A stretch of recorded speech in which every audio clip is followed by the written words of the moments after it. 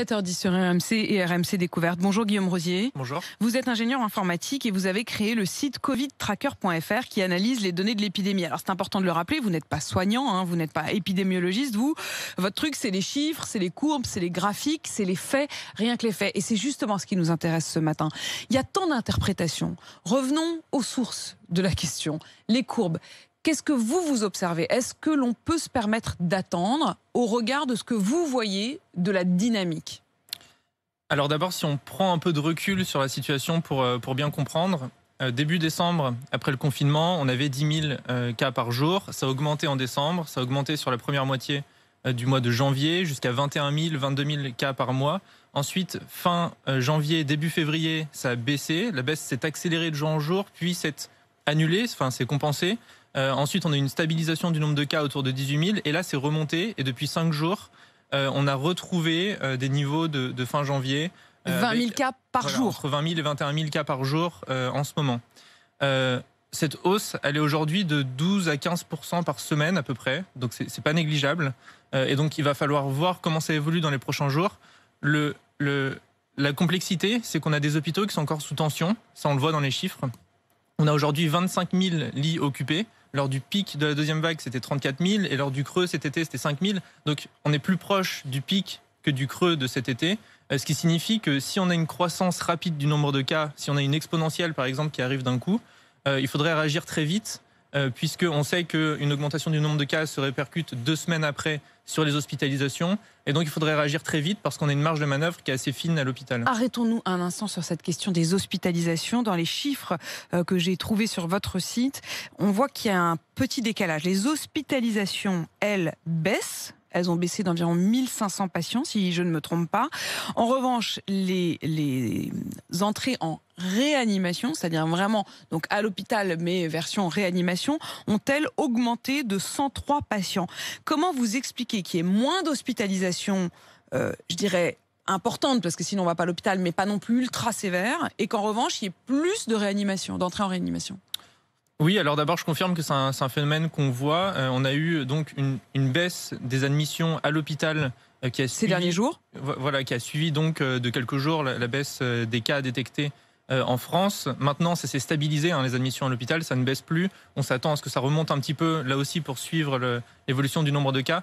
En réanimation, la situation est un peu différente, puisque les admissions en réanimation, donc les entrées chaque jour en réanimation, n'ont pas baissé. Elles sont restées à des niveaux importants. Enfin, les hospitalisations aussi sont restées à des niveaux importants, mais les réanimations n'ont pas baissé. Et elles augmentent depuis quelques jours. Ce qu'on remarque dans les chiffres, c'est que cette hausse, elle est surtout due à la tranche 40-60 ans et pas aux tranches d'âge plus élevées. Donc moi, je n'explique pas ce phénomène. Il faudrait demander à des médecins, mais effectivement, c'est une incohérence. En tout cas, vous le constatez. Vous le constatez. Vous qui observez, qui traquez presque ce virus depuis 1 an maintenant, ces courbes, ces dynamiques. Alors, il y a évidemment quelque chose de nouveau qui est la question du variant, mais au fond, il y a 1 mois, tous les médecins, il y a 1 mois et demi même, tous les médecins et le conseil scientifique disaient il faut reconfiner et il faut reconfiner tout de suite, à fond, clairement, parce que le variant arrive. Et si on ne reconfine pas maintenant, disait-il, alors en mars, les courbes vont à nouveau augmenter puisque ce variant anglais arriveront. Le gouvernement a choisi de ne pas écouter ce message et de tenter, coûte que coûte, de ne pas reconfiner. Est-ce que ce que l'on voit aujourd'hui, ça correspond à ce qu'annonçait le conseil scientifique il y a 1 mois? Alors, en fait, sur cette question, je pense que c'est un choix politique. Et en fait, finalement, la question, c'est quand est-ce qu'il faut confiner? Finalement, c'est ça, cette question-là. Est-ce qu'on confine de manière anticipée ou est-ce qu'on confine quand la catastrophe est déjà là? Voilà, exactement.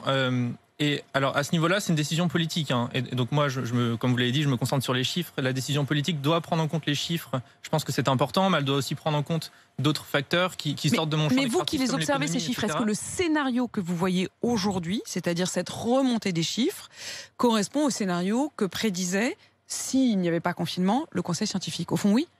Oui, mais en tout cas, on n'a pas eu une hausse de cas qu'on attendait fin janvier, que certains épidémiologistes attendaient fin janvier, début février. Ce que je voulais dire, c'est que aussi, en fait, on n'est jamais vraiment sorti de la deuxième vague sanitaire. Si on regarde les courbes, c'est très très clair. On a beaucoup de formes graves, on a beaucoup de cas, on a beaucoup de formes graves, on a beaucoup de décès. On constate en ce moment 10 000 décès de la Covid chaque mois contre 500 cet été, par exemple. Donc c'est beaucoup, beaucoup plus. Et donc je pense que le point de vue de certains médecins, c'est de dire on veut limiter coûte que coûte le nombre de décès. Et donc, il faut confiner pour réduire les contaminations, réduire les formes graves et minimiser les décès. Et pouvoir traiter à l'hôpital ceux qui en ont besoin. Ensuite, il y a une autre décision, mais encore une fois, hein, c'est des décisions politiques donc qui sortent de mon champ. Mais ensuite, il y a une autre vision qui est de dire, et c'est manifestement la vision du gouvernement, qui est de dire on ne confine que lorsque c'est absolument nécessaire. Et quand est-ce que c'est absolument nécessaire? C'est lorsque on prédit que les hôpitaux pourraient être submergés quelques jours ou semaines après. C'est ce qui s'est passé fin octobre. On a été confinés parce que, en faisant des projections, on remarquait que 2 semaines ou 3 semaines après, les hôpitaux pourraient être submergés si on ne prenait pas de mesures.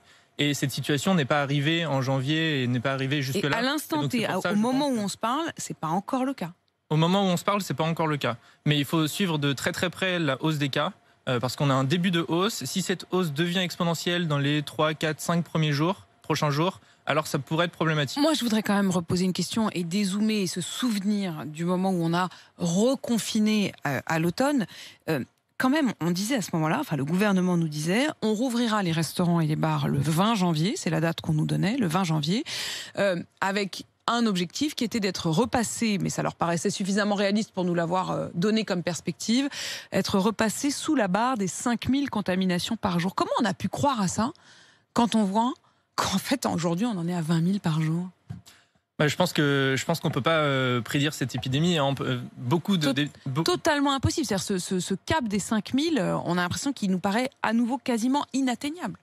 Oui, c'est vrai qu'il est difficilement atteignable dans d'autres pays européens aussi, hein, malgré les confinements. Bien sûr, là pour le coup, j'impute ça à personne. Hein. En Allemagne, par exemple, qui est confinée, le nombre de cas ne baisse plus et même peut-être augmente sur les 2-3 derniers jours. C'est le cas aussi en Italie, c'est le cas dans un certain nombre de pays européens où la baisse, même en Grande-Bretagne, on a toujours une baisse, mais qui est moins forte sur les derniers jours. Donc il semblerait que d'autres facteurs entrent en jeu, peut-être le climat, peut-être d'autres facteurs qu'on ne comprend pas sur l'épidémie. Et que ça stagne, partout. Voilà. Guillaume Rosier, restez avec nous, je voudrais qu'on accueille Mohamed qui nous appelle de Gonesse dans le Val d'Oise. Bonjour Mohamed. Oui, bonjour Pauline. Soyez le bienvenu, vous vouliez dire que à vos yeux, il ne faudrait pas attendre en fait. Il ne faut pas attendre parce que moi, je travaille dans le bâtiment, je suis plombier dépanneur, je circule sur Paris toute la journée. Oui. Et je vois les gens qui, par groupe, tout ça, même les quartiers du Marais remplis, il y a 2 jours, c'était rempli de monde, c'était affreux. Et après, vous me dites comme quoi on le laisse comme ça. Bah non, on joue avec la vie des gens là. Quand vous arrivez chez les gens, Mohamed, vous qui vous déplacez chez les clients, oui. Ils mettent le masque, ils font attention quand ils vous accueillent? Oui, ils font attention. Et moi, je mets le masque devant eux. Même la distance de sécurité, je la respecte. Même quand je fais signer la feuille d'intervention, je leur donne même pas mon stylo. C'est eux qui prennent leur stylo. Et de loin, je leur pose la feuille d'intervention. Et ensuite, quand vous ressortez dans la rue, vous avez l'impression à l'inverse qu'il n'y a plus de limite, quoi. Il y a peu de limite, il n'y a pas de limite. Et donc un reconfinement. Oui, hier soir, pardon Mohamed, allez-y. Même hier soir, même hier après-midi, vers les coups de 5 heures, en rentrant chez moi, je voyais des bars ouverts qui servaient des gens, qui bevaient de la bière plein rue, tout ça. C'est une des questions d'ailleurs qui est évoquée par le gouvernement, d'envisager d'interdire la vente d'alcool à emporter dans certaines rues de grandes villes comme Paris ou Lyon. C'est le cas dans 2 rues à Paris notamment. Hein. 2 rues à Paris. La rue de Bussy et la rue de la Contrescarpe. Où ça va être interdit ? Oui, la vente à emporter. Parce qu'en effet, je peux vous dire que moi, la semaine dernière, j'y suis passée rue de Bussy, c'est dans le quartier de Saint-Germain-des-Prés à Paris, et c'était comme une énorme fête en plein air. C'est-à-dire que à la fois j'avais de la sympathie, hein, je les comprenais, mais je me disais que c'était effrayant. Ils étaient tous avec un verre de bière en plein air et donc forcément le masque sur le menton. Merci Mohamed d'avoir témoigné ce matin et merci à vous Guillaume Rosier. Je rappelle le site covidtracker.fr et on a d'ailleurs appris hier que le président de la République suivait votre site. Il l'a même cité aussi le Premier ministre hier. Donc vous êtes la vigie aujourd'hui de la France. Merci à vous. 7h20 sur RMC.